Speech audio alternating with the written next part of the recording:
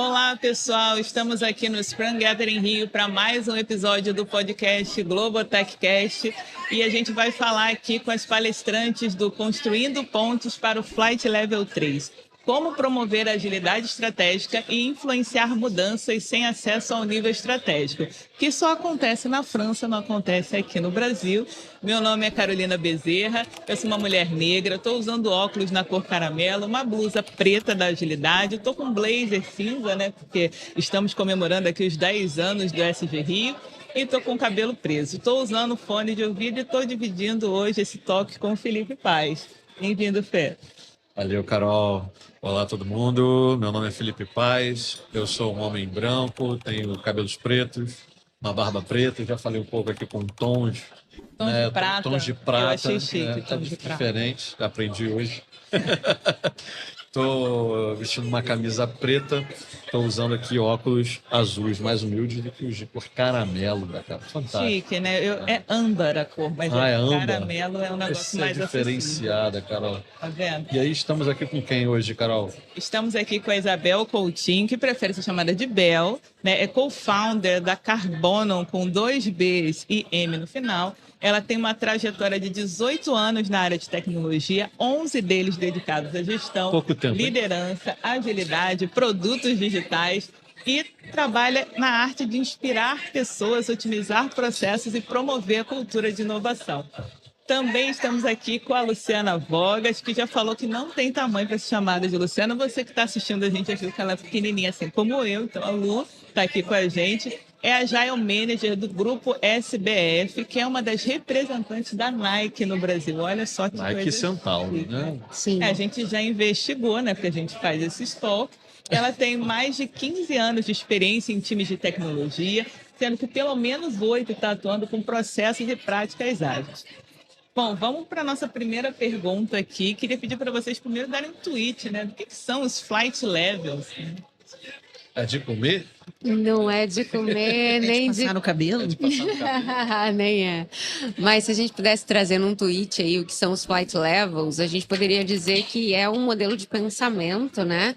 Que meio que traduz para a gente onde você deve atuar na sua empresa e fazer o quê para alcançar o resultado que você deseja, né? Então é muito onde, o quê para alcançar o resultado.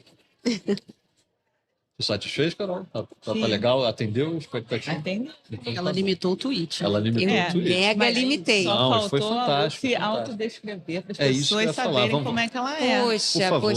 Poxa. Digam como vocês estão tão bem. Pois é, eu queimei a largada, né, gente? Então, Não tem problema. Aqui é papum, a gente vai e volta. Não tem Que problema. bom, eu só não tenho meus cabelos prateados, né? Mas vamos lá.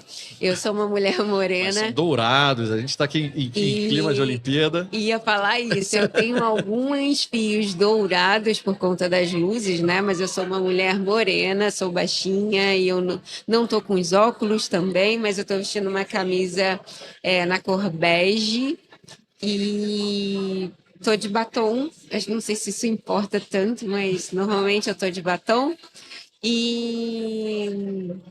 Estou muito feliz em estar aqui, né, com a minha amiga Bel. Quer se descrever, Bel? Obrigada pela oportunidade, gente. Boa. Olá, pessoal que está assistindo a gente. Como a Carol falou, eu sou a Bel, né? Se me chamar de Isabel, eu acho que eu tô levando bronca. Eita. Então, Fica a dica, hein? eu sou uma mulher branca, tenho cabelos cacheados na cor castanha, na altura do ombro. Tô com uma calça preta, uma blusa preta e verde, óculos rosa e roxo e um batom vinho. Pessoal com óculos diferentes. Tá vendo? Você que escolheu Não tive o tanta azul. criatividade para falar a cor do óculos como a Carol, mas da Carol, próxima vez eu Falei vou caramelo, me preparar melhor. mas sim. Mas a Carol é diferenciada. Vou falar um magenta, um fúcsia. Boa. Aí fica legal. Pessoal, vamos lá. Então, como é que surgiu, né, essa iniciativa, essa necessidade, né, para essa aplicação né, de fato, o uso dos flight levels até o nível 3 dentro do grupo SBS? SBF. SBF. Legal. Essa iniciativa surgiu, eu e Lu, a gente já tem uma longa parceria aí de troca, né? A gente trabalhou um período junto, né, numa empresa, e foi bem curto, infelizmente, mas a gente sempre teve vontade de levar um talk para as pessoas que pudesse trazer essa provocação de como conectar a operação com a estratégia. Porque a gente sempre via, né? A gente sempre foi de visitar eventos, de participar e tudo mais. A gente sempre via a galera falando de nível de time, de nível tático. Até tinham talks falando sobre estratégia, mas puramente da estratégia.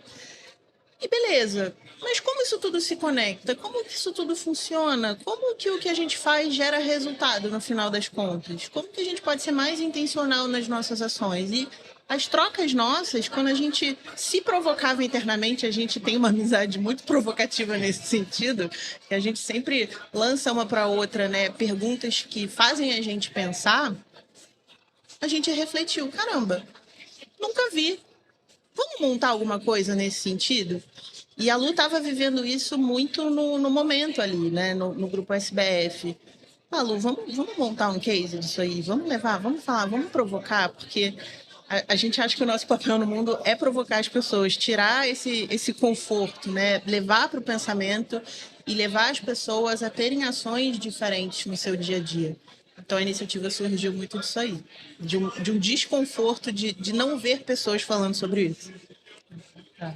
E quais foram os principais desafios que vocês enfrentaram ao longo desse processo, né, de fazer essa implantação? Então, hoje, quando a gente fala ali especificamente do grupo, né, esse recorte, um dos grandes desafios, a gente até citou hoje, né, o primeiro deles é a gente entender como é que a gente faz o recorte mesmo de estabelecer os tipos de itens de trabalho, como é que isso acontece e tal. O segundo maior desafio é como é que eu engajo as pessoas executivas para esse momento, para esse recorte, para trabalhar com esse formato, para pensar com esse formato, né? Porque exige, a gente acabou de falar, flight level, a gente vai trabalhar com 3, 2 e 1, né? A gente está falando de níveis diferentes. Então, se eu estou falando no nível mais alto, eu preciso focar em resultado. E um dos maiores desafios é fazer com que essa galera converse especificamente olhando aonde o ponteiro está sendo mexido, sem se preocupar em o que o Joãozinho ou a Mariazinha especificamente estão fazendo, ou o quanto elas estão executando, mas o quanto o todo junto está me ajudando a mover o ponteiro que eu preciso mover. Porque a gente está falando de pessoas e porque a gente está falando de organizações tradicionais. Aqui eu não estou criticando, tá, gente? Nenhum executivo não é esse o objetivo, tá? Eu preciso continuar pagando meus boletos. Não, mas o que eu quero dizer é que nós somos, a gente está falando de executivos, mas a gente não está falando de pessoas, de nada além de pessoas. A gente está falando de pessoas que aprenderam uma gestão tradicional também. Então é desafiador para elas também. Muito legal. Vocês mencionaram na palestra, acho que vou fugir um pouquinho do script, tá, cara? À vontade. Que sobre do board não linear, né? Que o board linear não funciona quando a gente fala de estratégia, porque quando está falando de estratégia, você está muito mais no input do mercado, você tem que responder ao mercado e não exatamente a isso, a operacional, a você está olhando, não importa ali exatamente o que está fazendo, né? Qual é entregou, não entregou, tudo mais. Muito mais, cara, ainda mais que falando do varejo, né? Sim. Como é que eu queria que falasse um pouquinho disso também? Cara, então, isso daí é muito legal, porque a gente pouco vê também. É uma coisa que a Bel e eu, a gente conversou bastante, e aí a gente se inspirou até numa provocação do próprio Klaus, que ele também trouxe isso no blog lá do Flight Levels, e é muito isso que você acabou de falar. A gente precisa responder ao mercado, e aí a gente não consegue responder linear. A gente consegue, eu estou ali flutuando entre mais confiança, menos confiança, então eu estou muito mais na vertical, né, em altos e baixos, ou até mesmo nas laterais ali, do que se eu numa linha onde eu tenho início, meio e fim muito marcados, né? Então, é muito essa ideia. Eu tenho quadrantes, ou eu estou confiante, ou eu estou menos confiante, ou eu estou com execução boa, ou eu estou com execução ruim, ou eu estou despriorizando alguma coisa. Mas eu preciso responder esse mercado. Eu não posso deixar meu negócio morrer, cara. Eu estou falando de estratégia. É isso. Que acaba cascateando, influenciando para todo o time. Bom, a gente falou lá nos bastidores muito de métricas, né? Que a gente vai falar um pouco sobre isso. Como é que vocês mediram o impacto dessas mudanças? Quando a gente fala de métrica, é importante a gente entender que essas métricas elas vão variar de acordo com o cenário e de acordo com o nicho, de acordo com o tamanho da empresa. Eu e Lu, a gente troca bastante sobre isso também, né? Então, por exemplo, às vezes as métricas que a Lu olha ali, né, pro grupo SBF, não são as mesmas métricas que eu olho nos cases que eu participo, nos cases que eu ajudo e tudo mais. Mas as principais que a gente costuma olhar, e falando a nível estratégico, a gente está falando de LTV, que é o Lifetime Value, a gente está falando de Market Share, a gente está falando de CAC, né, que é o custo de aquisição do cliente, a gente está falando de ROI, né, o retorno do investimento. Então, assim, não são as métricas que a gente está acostumado ali de eficiência, de performance, nível times. O game é outro, né? Então, você está olhando por um outro prisma, né? Como que esse resultado impacta no final do dia, né? E a Lu, ela traz uma provocação que é muito boa, né? De mexer o ponteiro. Depois que ela me falou isso, nunca mais eu usei outra analogia. Caramba, mas o ponteiro vai mexer? Não vai? Se não mexer, por que não mexeu? E geralmente a camada executiva tem muito essa necessidade, né? Beleza, eu preciso que mexa, mas eu preciso que mexa rápido. E nem sempre, quando a gente fala desse tipo de métrica, são métricas que a gente consegue ver com tanta rapidez, né? Às vezes são métricas que demoram um pouco para aparecer. E aí, o que acontece? Foi até um papo que a gente teve no corredor, não lembro se ontem ou hoje, que as pessoas trazem muito para as métricas do dia a dia, porque é o que acaba aparecendo mais rápido. E aí quer mostrar métrica de eficiência, métrica do time, não sei o quê, porque você tem um resultado ali, acaba que aparece mais rápido. Mas não, você tem que olhar para outro tipo de métrica. Né? Porque pode não estar ligado à geração de valor, né? Você está entregando, beleza, ok, legal, mas o que você gerou de valor em relação a essa entrega? Né? Qual é a mudança que você trouxe para a organização? Né? Exatamente. O que você agregou, né, no sentido... E pior, tem pior. Quando a gente está falando de uma empresa de capital aberto, você tem que falar a linguagem do lucro. Você tem que falar com o acionista, você tem que falar com o investidor. E esse cara, no final, ele quer olhar a última linha ali, né? Que é o lucro. Até que eu receba, né? No final disso tudo. Exatamente. Então, muito legal isso tudo que você fez, mas e aí? Faz me rir, né? Quanto eu vou levar ali no meu bolso no final das contas? É isso. Pessoal, que foi assim, para quem essa oportunidade de assistir foi muito legal, assim, mostrar realmente reflexivo. E aí me pareceu que vocês tiveram bastantes desafios e experiências durante esse processo. Para quem está almejando, né, chegar onde vocês estão chegando, para vocês seguirem o mesmo caminho, que dicas que vocês dão para quem quer chegar nesse nível de maturidade? Legal. Eu acho que é não esquecer de praticar bastante, ler bastante. Acho que beber de boas fontes, como, por exemplo, o Klaus Leopold, né? Repensando a Agilidade, é um bom começo. Para quem nunca teve contato, acho que um primeiro passo é ler boas fontes. Então, nada melhor do que você ir na própria fonte.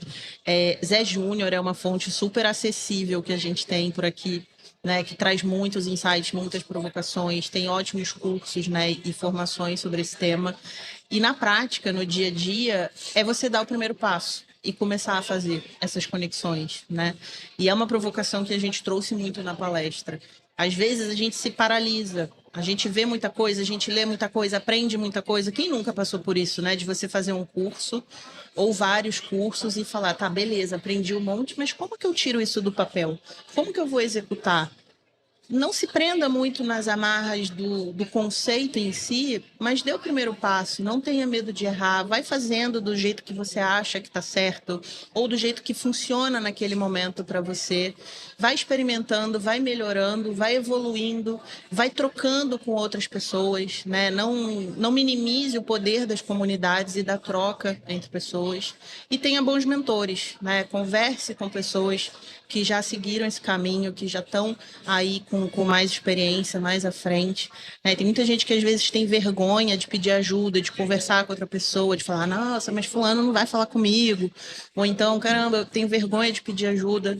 Não é vergonha nenhuma, e um dia você está pedindo ajuda, alguém está te ensinando, no dia seguinte você está ensinando também, e uma vez que você recebe uma mentoria, você está aprendendo, mas você está ensinando também, né? E isso é que faz a roda girar. A gente está sempre aprendendo cada vez mais. Beleza, dicas poderosas, né? Se eu puder complementar, dentro desse aspecto, né, de criar uma ponte para se chegar lá no Olimpo, né, como eu comecei a brincar, pegando um pouco do gancho que a Bel trouxe, se entender que são pessoas executivas que estão sim no nível mais alto, mas não deixam de serem pessoas. Então, não tenha medo de buscar essa ponte para que você consiga fazer a pergunta que a gente coloca na palestra, né? A gente está executando de modo a alcançar a estratégia? Para quem que eu posso... Quais são os caminhos que eu consigo trilhar para chegar a fazer essa pergunta e aí, então, conseguir trazer essa pessoa para me ajudar a fazer essa conexão e ter um pouco desse resultado, né? Porque lá vai a escada de baixo para cima não é fácil, gente. Não é fácil mesmo. Nem um pouco. E para provar que eu assisti a palestra, o nome dessa ponte se chama visibilidade. Exatamente. Tá vendo? Tá vendo? Fiz o dever de casa. Obrigada. Bom, a gente queria parabenizar vocês pela palestra, foi muito legal. Queria agradecer vocês por terem aceitado o convite de conversar aqui com a gente. Muito obrigada, foi um prazer. Muito obrigado, pessoal. Realmente foi uma palestra muito legal também, que de fato faz, assim, é algo que a gente não para pensar, às vezes, né, no dia a dia. E que é um momento que você tem que parar e ver, cara, realmente, o que eu estou fazendo aqui? Por que eu faço o que eu estou fazendo? Acho que você usou essa frase, por que eu faço o que eu faço? Sim. Né? Assim, então a gente precisa parar, pensar, você falou estudar e ver se de fato a gente está gerando e entregando valor. Obrigada pela oportunidade, gente. Obrigada, pelo convite. gente. E por aqui a gente vai encerrando o nosso papo. A gente vai estar no YouTube, no Globoplay, em todas as plataformas de áudio. Sigam o nosso podcast. Podem deixar comentários que a gente vai ler tudo. E até o próximo episódio. Obrigada, Não deixe de pessoal. curtir e compartilhar. Tchau, tchau, gente. Tchau, tchau.